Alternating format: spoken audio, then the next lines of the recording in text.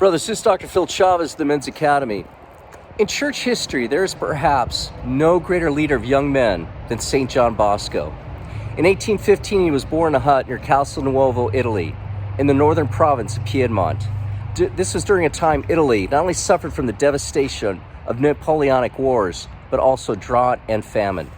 Now, he lost his father at age 2, and while a young boy, he was compelled to maintain a farm and to raise sheep.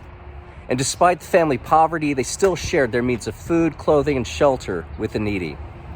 Now, in the steps of great figures, at age 9, John had a dream whereby he saw himself in the midst of numerous foul-mouthed boys, later joined by a majestic man and woman. In a kind manner, the man foretold John would conquer these your friends.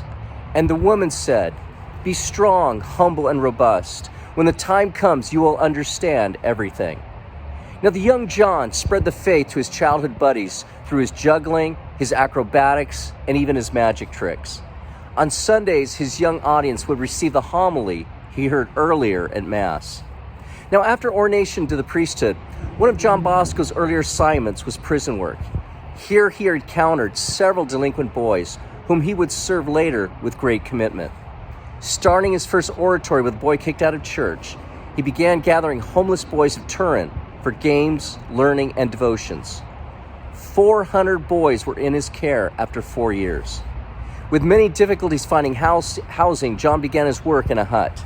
In 1854, he founded what would become the Salesian Congregation to house and train boys for the trades and for life.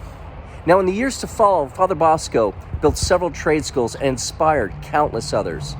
From his many hardships and his heart for youth, he inspired his Salesian brothers to transform innumerable young men of several countries. He claimed he never had to punish a boy. In contrast to harsh methods, Bosco's preventative system was, as he quotes, based on reason, religion, and loving kindness.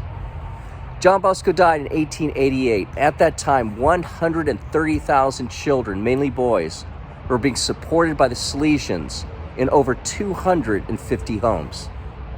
Brothers, we need more men who move in the footsteps of John Bosco, with great hearts, to form young men to become the complete men of God that God destines them. In this way, a great difference will be made for families, for church, and for all of society. Brothers, God be with you.